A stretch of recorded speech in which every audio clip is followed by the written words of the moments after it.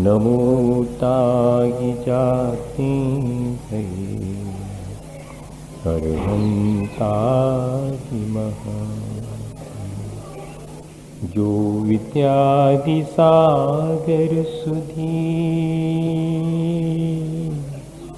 जो विद्यादि सागर सुधी गुरु हैं हितैषी। शुद्धात्म में निरत नित्य हितोपदेशी। वे पाप ग्रीष्म ऋतु में जल हैं सयाने। पूजून हैं सतत केवल ज्ञान पाने। पूजून हैं सतत केवल ज्ञान पाने। महावीर भगवान की, आचार्य कुंद कुंद स्वामी की, आचार्य गुरुवर विद्यासागर मुनि महाराज की।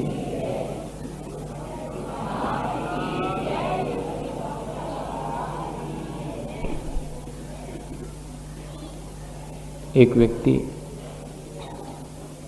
जिसे कि आंखों से दिखाई नहीं पड़ता और बाहर भी अगर अंधेरा हो तो उसके चूकने की, उसके पतित होने की, गड्ढे में गिर जाने की संभावनाएं अधिक हो जाती हैं। यदि आंखों में रोशनी नहीं है और बाहर रोशनी हो तब भी उन संभावनाओं से इनकार नहीं किया जा सकता। बाहर अंधेरा हो तब भी इनकार नहीं किया जा सकता, लेकिन मजा यह है कि आंख में रोशनी भी है, बाहर भी खूब उजाला है, लेकिन फिर भी कोई गड्ढे में गिर जाए तो क्या कहें उसके लिए। हम सब अपने जीवन के अच्छे बनाने के लिए जरा भी चिंतित नहीं होते। हम निरंतर अपने पतन के उपाय करते चले जाते हैं। काश अगर हमें ऐसा ज्ञान होता, हमें ऐसा विवेक जागृत होता कि भले ही हम अपने जीवन को अच्छा बनाने का उपाय न करें, लेकिन अपने जीवन को पतित होते जानकर ठहर जाएं, उस दिशा में आगे ना बढ़ें जहां जाने से, जो करने से, जो सोचने से, जो बोलने से, मन वाणी और शरीर से जो कुछ भी करने से मेरे जीवन का पतन होगा, मेरा जीवन बुराइयों की तरफ चला जाएगा। अगर इतना भी विवेक अपने भीतर जागृत हो जाए तो जीवन को अपन अच्छा बना सकते हैं, सार्थक बना सकते हैं। जीवन को अच्छा बनाने की ललक जिसके भीतर पैदा है, वो अपने जीवन को किन बातों के द्वारा अच्छा बनाए, तो 2-3 बातों पर अपन विचार कर लें। आने वाले समय में तो हम जो भाई लोग और बहनें आई हैं उनसे तो ज्ञान ऐसा ही प्राप्त करेंगे, किताबी ज्ञान नहीं कि कषाएं 4 होती हैं, 5 पाप होते हों, गतियां 4 होती हों, द्रव्य 6 होते हों, तत्व 7 होते, रट लो। ऐसा ज्ञान तो हम कितनी बार प्राप्त कर चुके, लेकिन हम इन सब के माध्यम से ऐसा विवेक अपने भीतर, भैया जी कह रहे थे कि ज्ञान का महत्व नहीं है, विवेक का महत्व है, जो कि दृष्टि की संपन्नता होने पर ही प्राप्त होता है। हम ज्ञान इसलिए हासिल करें कि हमारे भीतर दृष्टि की निर्मलता और विवेक जागृत हो जाए, ताकि हम अपने जीवन को अच्छा बनाने की भावना ही सही अपने भीतर उत्पन्न कर सकें। 3 बातें अपन समझ लें। हम अपनी जिम्मेदारी को ठीक ठीक निर्वाह करते हैं ईमानदारी से या नहीं। पहली बात, अपने जीवन को अच्छा बनाने के लिए ज़रूरी है कि हम अपनी जो जिम्मेदारियां हैं उनका ठीक ठीक पालन करें। अगर हम किसी के पिता हैं तो पिता की जिम्मेदारी पूरी करें। अगर हम किसी के बेटे हैं और बेटी हैं तो फिर हमारी जिम्मेदारी है कि हम अपने पुत्र पने को, अपने बेटी पने को सार्थक करें। अगर हम एक ऑफिसर हैं तो हमें एक ऑफिसर की हैसियत से अपना काम पूरी जिम्मेदारी से कैसे करना चाहिए ये हमारे ध्यान में रहे। हम अगर एक साधु हैं तो हमें अपनी साधना जो हमारी जिम्मेदारी है वो कैसे ईमानदारी से पूरी करनी चाहिए ये ख्याल अपने भीतर बना रहे। जो जहां जिस जगह है वहां उसकी क्या जिम्मेदारी है इस चीज का एहसास दूसरे को बताना पड़ता है। अपनी जिम्मेदारी के लिए इशारा करना पड़ता है कि तुम्हारी जिम्मेदारी ये है, कर लो। वो एहसास हमारे भीतर उत्पन्न हो कि मेरी जिम्मेदारी तो जिस जगह मैं हूं वहां ये है। अगर मैं मनुष्य हूं तो मेरी पहली जिम्मेदारी है कि मैं मनुष्यता से पेश आऊं, मैं मनुष्यता के काम करूं। उसके बाद मैं जिस कुल में पैदा हुआ हूं उस कुल के योग अपना आचरण करूं। गांधी जी प्रार्थना सभा में भजन बोलते थे, बड़ा प्रिय भजन था, वैष्णव जन तो तैने कहिए जे पीर पढ़ाई जाने रे। और कभी कभी उसी में परिवर्तन करके कहते थे कि जैनी जन तो तैने कहिए जे पीर पढ़ाई जाने रे। भगवान का भक्त तो वो है, अगर अपन ये अर्थ लें तो जो दूसरे की पीड़ा को समझता है वो भगवान के भक्त होने के योग्य है। अपन सब भगवान के भक्त हैं। तो हमारी जिम्मेदारी क्या है इसका एहसास हमें स्वयं होना चाहिए। अपने जीवन को अच्छा बनाने के लिए ये एहसास जरूरी है। बहुत पहले जब 1977 में हम लोगों के जिम्मे ऑनरेरी अपना समय डोनेट करके बच्चों को ज्ञान देने के लिए कहा गया, सबने थोड़ा थोड़ा सा अपना समय देने का निश्चय किया। आधे घंटे का समय मैंने भी बच्चों को पाठशाला में देने का संकल्प किया। 3 वर्ष तक, क्योंकि उसके बाद तो मैं आचार्य महाराज के चरणों में इस मार्ग पर आ गया। इसके पहले 3 वर्ष तक छोटे बच्चों के बीच उन्हें उनके विवेक जागृत करने के लिए कैसा ज्ञान अपन को पाना चाहिए इस बारे में विचार करता रहा। कैसे हम अपने माता पिता का सम्मान करें, कैसे हम मंदिर आएं और मंदिर का गौरव समझें।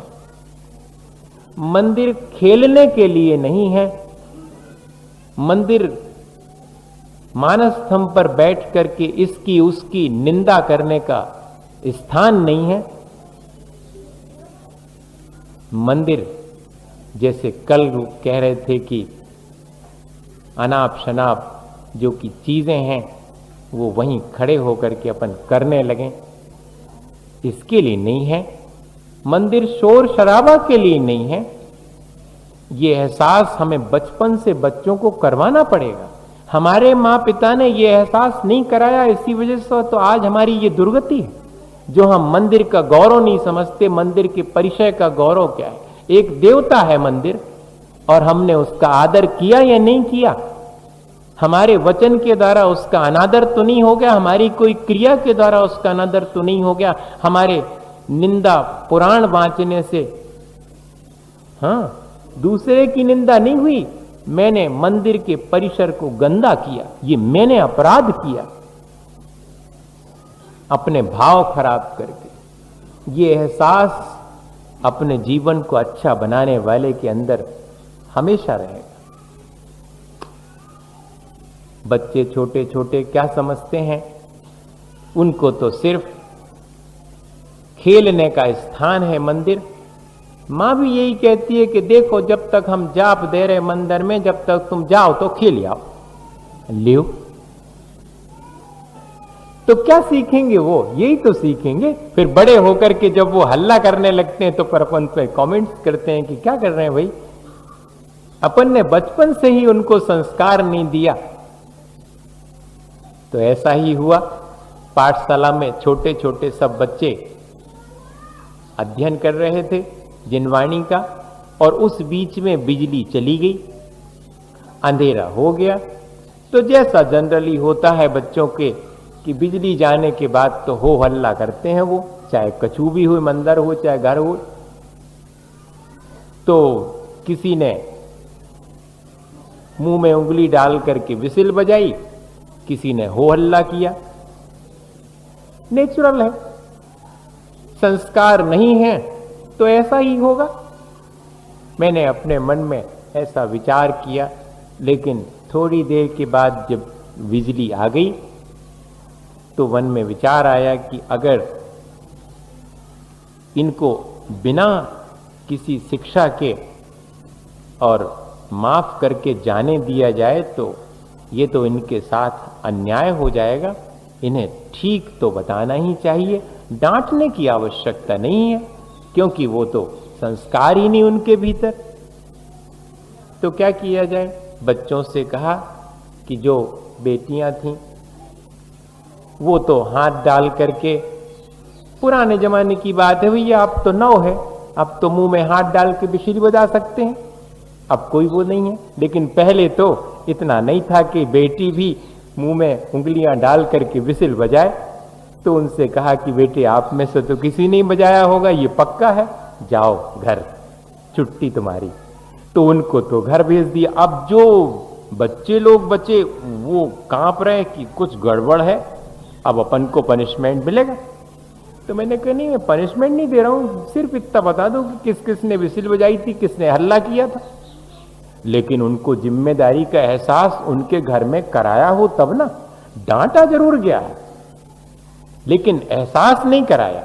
गलती पर डांटना बहुत आसान है, लेकिन गलती का एहसास, रियलाइजेशन हो जाए कि मैं गलत हूं, इतना ही पर्याप्त है। वो तो उनको था नहीं। तो उन्होंने कहा कि अगर हम अपनी गलती बता दें तो और पिटाई पड़ेगी, इसने झूठा ही बोल दो, नहीं बजाई। तो कोई ने नहीं बताया कि हमने बजाई। कौन बोलेगा सच? जब सच के लिए पनिशमेंट मिलने लगे तो कौन बोलेगा सच? झूठ ही बोलेंगे जिससे हम पनिशमेंट से बच जाए। ये बहुत नेचुरल सी चीज है।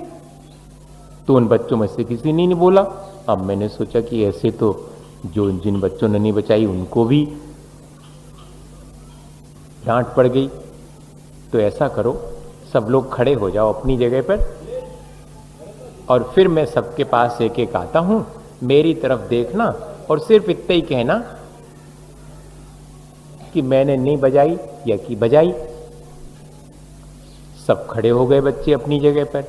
मैं पहले वाले बच्चे के पास पहुंचा, मैंने कहा मेरी तरफ देख के बोलो। तो वो तो क्षण भर को मेरी तरफ देखा उसने, और सिर नीचा करके आंख से आंसू टप टप गिरने लगे। रूंधे गले से बोलता है कि भाई साहब मैंने नहीं बजाई।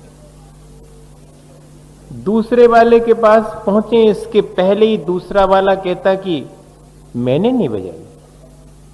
तीसरे वाले के पास तो मैं पहुंच ही नहीं पाया, उसके पहले ही उन 25 बच्चों में से 5 बच्चों के हाथ ऊपर उठ गए, सिर नीचे रहा। इंडिकेशन है कि बजाई मैंने है, मैं कह नहीं सकता, लेकिन हाथ उठा हुआ है।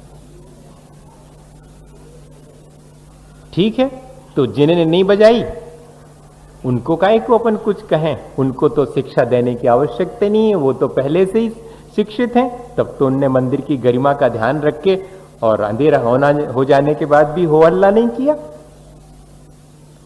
तो बाकी से कहा कि जाओ, तुम्हारी भी छुट्टी, बचे 5। अब वो 5 और घबराए कि एक तो हमने सच्ची बोल दी, अब अकेले बच्चे अपन आपका चुने हुए, अच्छी पड़ेगी पिटाई में। जैसा कि नेचुरल है, ये तो उनके भीतर भय जागृत ही होगा, क्योंकि अभी तक उन्होंने जिस तरह से सच्चाई के लिए पनिश होते देखा है, वही तो उनके भीतर एहसास है। उन 5 बच्चों ने जो थर थर कांप रहे हैं, गलती तो करी है लेकिन गलती को रियलाइज कर रहे हैं, इस बात से डर रहे हैं कि मैंने गलती रियलाइज कर ली, अब उस गलती के लिए हमें पनिश ना किया जाए। देखो, अपने जीवन में अपन अवार्ड तो चाहते हैं, प्रशंसा तो चाहते हैं, कोई अच्छा काम करते हैं तो, लेकिन गलत काम का दंड नहीं चाहते अपन। ये कैसा अपना स्वभाव बन गया है। गलती भी हमने की और अच्छा भी हमने किया, तो जब अच्छे की प्रशंसा होती है तो हम फूले नहीं समाते और आगे बढ़ करके उस अवार्ड को ले लेते हैं, प्रशंसा को झेल लेते हैं, उस सम्मान को ग्रहण कर लेते हैं। लेकिन जब कहीं अपन से कोई चूक हो जाती, गलती हो जाती, तो अपन क्षमा मांगते हैं कि भाई क्षमा कर दो, गलती हो गई हमसे। नहीं, ये क्यों नहीं कहते कि मैंने गलती की है, मुझे दंड दो। इतना साहस अब नहीं बचा अपने भीतर।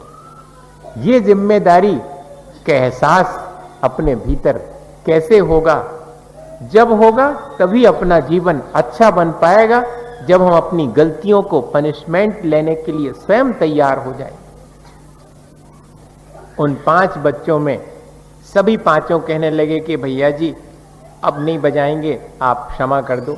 मैंने कहा मुझे कुछ कहना थोड़ी है तुमसे, मेरे से क्षमा क्यों मांग रहे हो?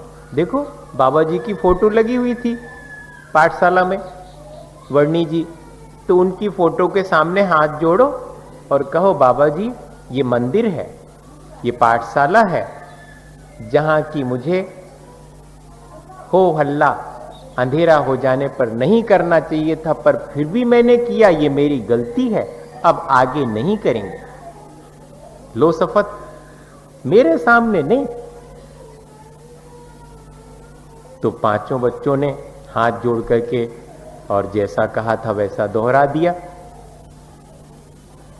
अब फिर उसके बाद उनके मन में विचार आया कि अब क्या करेंगे, अब पिटाई पड़ेगी। लेकिन जब आपने अपनी गलती को रियलाइज कर लिया, आगे गलती ना करने का संकल्प कर लिया, हो गया काम।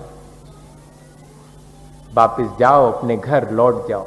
बच्चे बड़े प्रसन्न होकर के और वापस लौट गए अपने घर।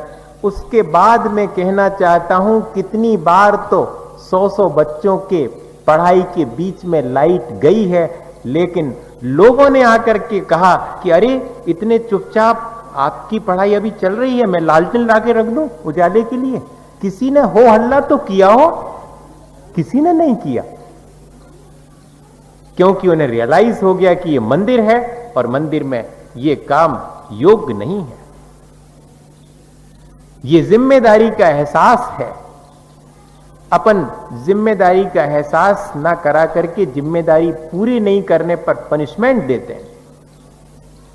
उसे जिम्मेदारी का एहसास कराएं। अपन स्वयं भी अपने जिम्मेदारी का देर सवेर जैसे बने तैसे एहसास करें और अपने कार्य को जब ठीक ढंग से जिम्मेदारी से पूरा करेंगे, तब अपने जीवन को अच्छा बना पाएंगे। इतना ही नहीं, हम अपने कार्य करते समय परस्परता का बोध रखें। मैं अकेला ही जीवन नहीं जी रहा हूं इस संसार में, जाने कितने जीव अपना जीवन यापन कर रहे हैं, छोटे से लेकर बड़े तक। मेरे समान ही हैं वो सब। ये परस्परता का बोध है। जैसा मुझे सुख दुख है वैसा ही पेड़ को भी है। मैं पेड़ से टिक कर के बैठ जाऊं तो क्या उसे तकलीफ नहीं होगी? जैसे कोई आकर के और मेरे से टिक कर बैठ जाए, कैसा लगेगा? ठीक बैठो अपना बच्चा ही अपने गोद में मां से टिक करके बैठा हो तो कहते ये धर्म सभा है, अच्छी बैठो, देखो महाराज है, हल्ला नहीं कर, ऐसा कह देते। और अपन ऐसे परस्परता का बोध अपने भीतर नहीं हो पाता, होना चाहिए। दूसरे के भी सुख दुख है इस बात का एहसास अपन को हो, अपने सुख दुख का एहसास तो अपन को होता है। थोड़ा सा और आगे बढ़ जाएं अपन कि प्राणी मात्र के सुख दुख का एहसास अपने को हो, यही तो अनुकंपा है जो कि सम्यक दृष्टि का लक्षण है। जिसको दृष्टि की निर्मलता प्राप्त हुई है, विवेक प्राप्त हुआ है, उसे प्राणी मात्र के दुख दुख जान पड़ते हैं और प्राणी मात्र के लिए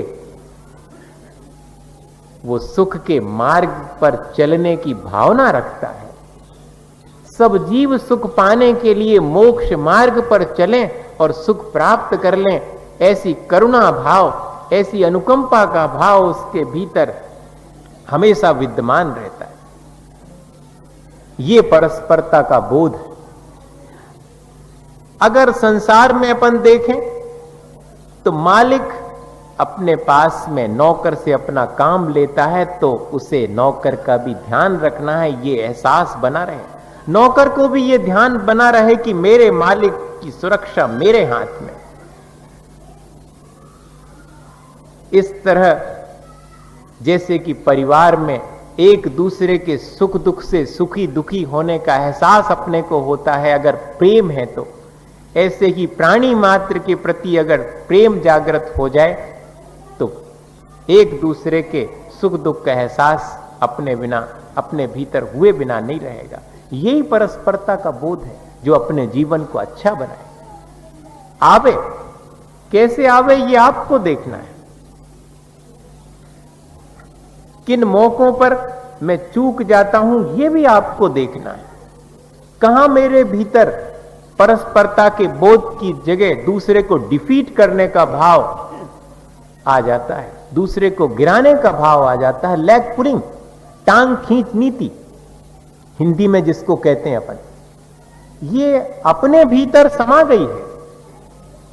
दूसरे को आगे बढ़ के देख करके और अपन सहन नहीं कर पाते हैं। बहुत अच्छा है अगर सहन नहीं कर पाए तो आप भी आगे बढ़ो। नहीं, ये तो हो ही नहीं सकता।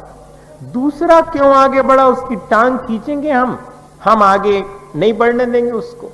हम नहीं बढ़ेंगे ये तो बिल्कुल तय है, लेकिन दूसरे को भी नहीं बढ़ने देंगे। एक सभा में, प्रदर्शनी में लोग अपनी अपनी चीजें लेकर के गए,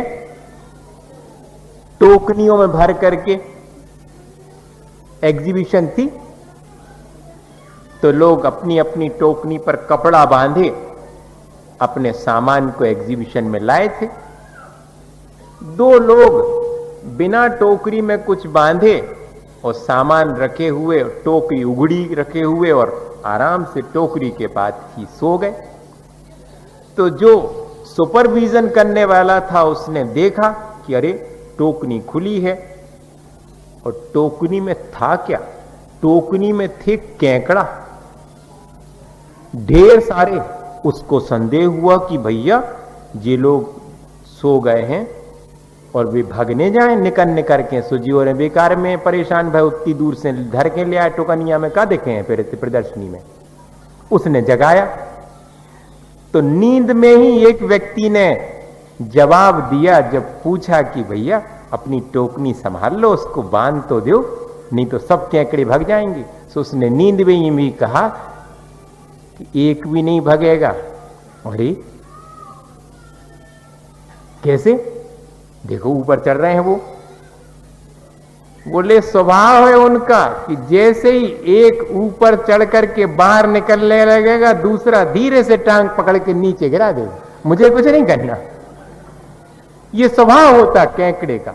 ऐसा ही क्या अपना स्वभाव तो नहीं हो गया? ये अपने को देखना और कुछ नहीं। हो गया है या नहीं हुआ है ये आपका निर्णय, सबका अपना अपना निर्णय है। कोई किसी के लिए यहां उलाहना नहीं देगा।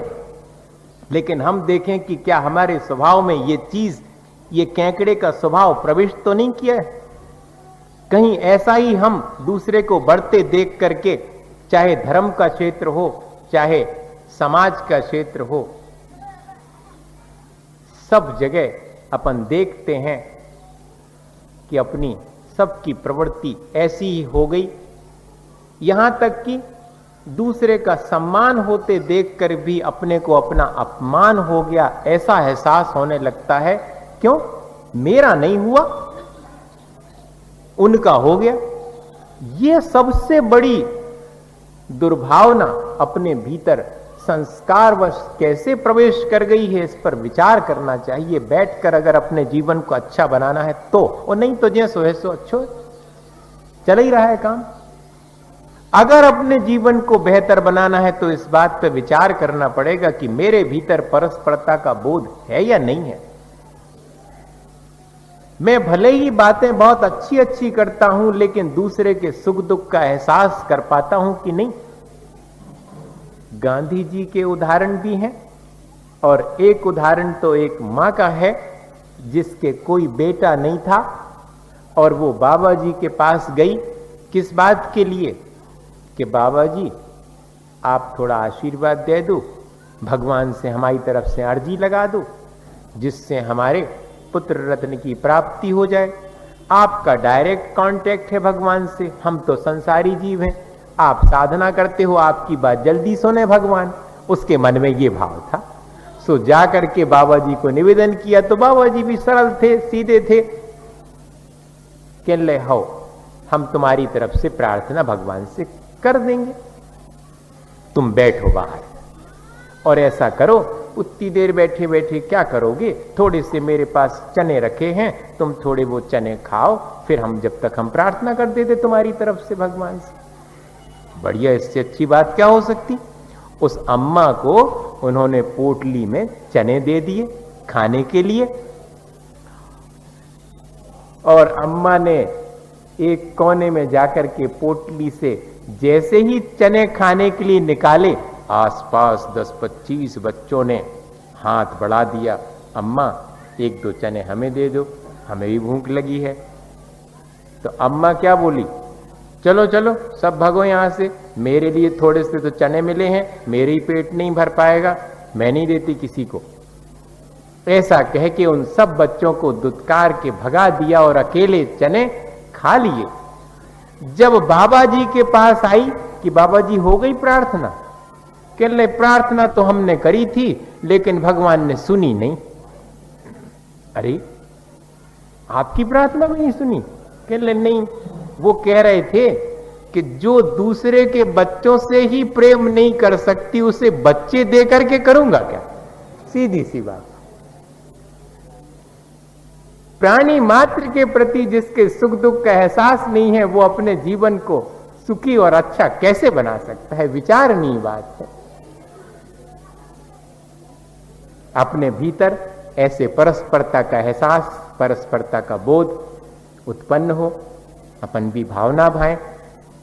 और आखिरी चीज कि अपने वचन अपन संभाल करके उपयोग करें, निंदा से बचें। अपन वचनों का प्रयोग कर तो लेते हैं, बाद में उन कहे गए वचनों पर अपन को पछतावा ना हो। ऐसा ना बोलें जिससे अपने भीतर गिल्टी हो, जिससे अपन को क्षमा मांगने के लिए हाथ जोड़ना पड़े। ऐसा बोले ही क्यों? यो यस ना जानासी तस् निंदाम करोति। वास्तविकता तो यह है कि निंदा वही करता है उस चीज की जिस चीज के बारे में वो ठीक ठीक नहीं जानता। जो जानता है ठीक ठीक, वो निंदा नहीं कर सकता। और अगर मैं अब शब्द कह रहा हूं, निंदा के शब्द कह रहा हूं, इसका मतलब है कि मैं अज्ञानी हूं। यह एहसास अपने भीतर होना चाहिए, क्योंकि शब्द तो निकल जाने के बाद वापस लौट के नहीं आते हैं। जैसे कि अपन कहते हैं कि धनुष से निकला हुआ बाण वापस नहीं आता, ठीक ऐसे ही अपने शब्द वापस लौट करके नहीं आते। हम उनका उपयोग संभाल करके करें, क्योंकि वैसे तो वचन की सामर्थ्य 2 इंद्रिय जीव से मिल जाती है, 2 इंद्रिय जीव से लेकर वचन योग है। लेकिन अपन संगी पंचेंद्री मन वाले जीव हैं। अपन के पास भी वचन योग है, लेकिन उस वचन का कैसे उपयोग करना ये अपने विवेक पर निर्भर करता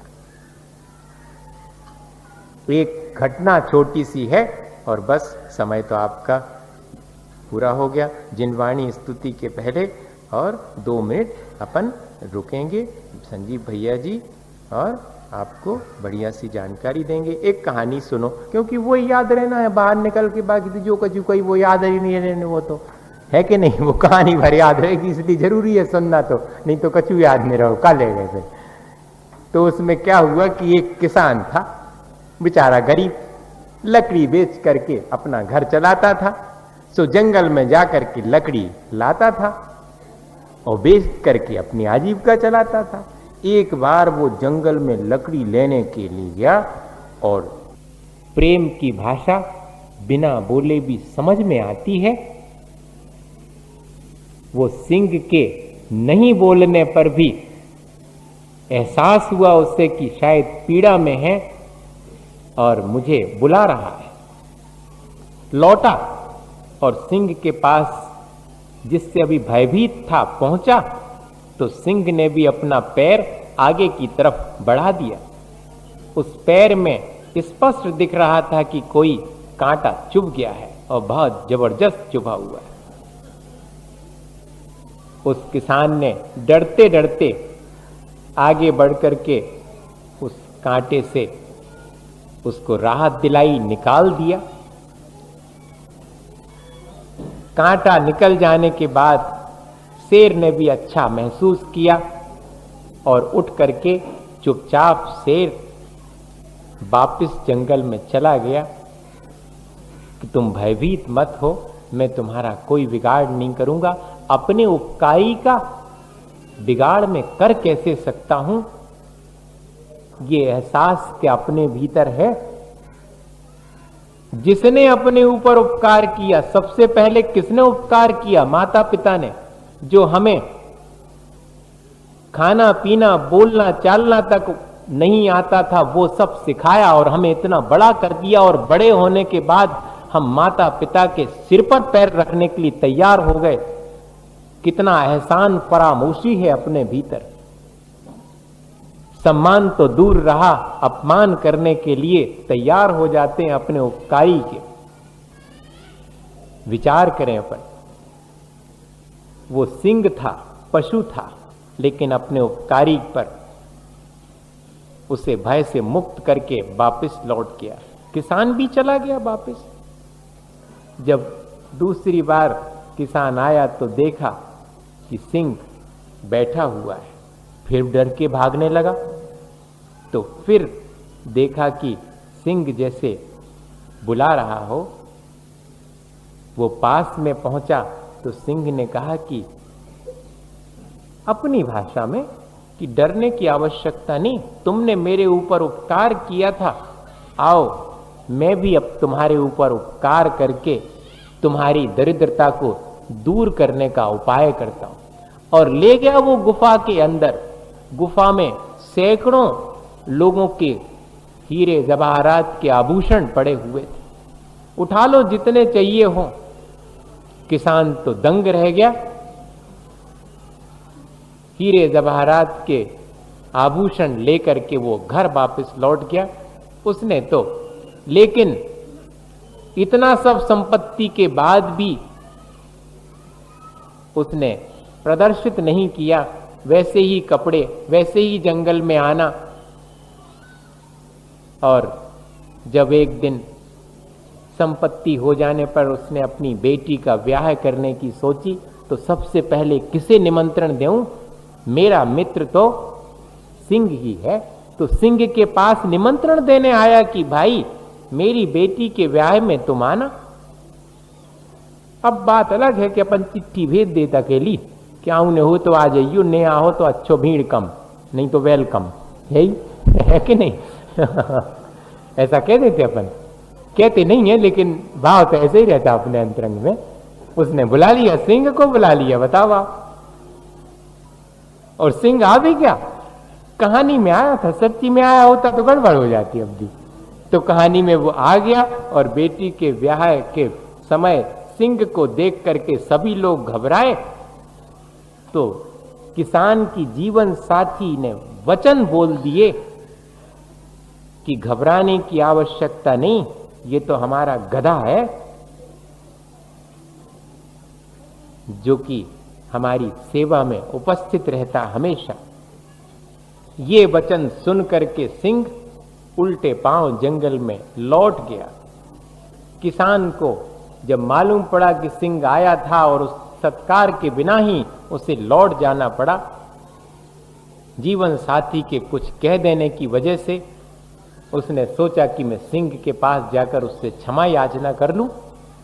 वो सिंह के पास पहुंचा तो जंगल में सिंह बैठा हुआ था। पास में एक हाथ में जो कुल्हाड़ी थी, सिंह ने उसे देख करके कहा कि भाई, इसे जोर से मेरे सिर पर मारो, नहीं तो मैं तुम्हें यहां से वापस नहीं जाने दूंगा। अब तो डरा वो किसान कि मैं तो आया था क्षमा मांगने और मेरे से और अपना उपद्रव करने के लिए कह रहा कि मेरे सिर पर कुल्हाड़ी मारो। अब ठीक है भाई, क्या करें, नहीं तो मरण निश्चित है। तो उठा करके अपने हाथ की कुल्हाड़ी और सिंह को उसके माथे पर बहुत जोर से कुल्हाड़ी मार करके वहीं कुल्हाड़ी छोड़ करके वो भागा। किसान, सिंह की क्या स्थिति हुई उस कुल्हाड़ी के लगने से, ये देखने का वक्त भी उसके पास नहीं था।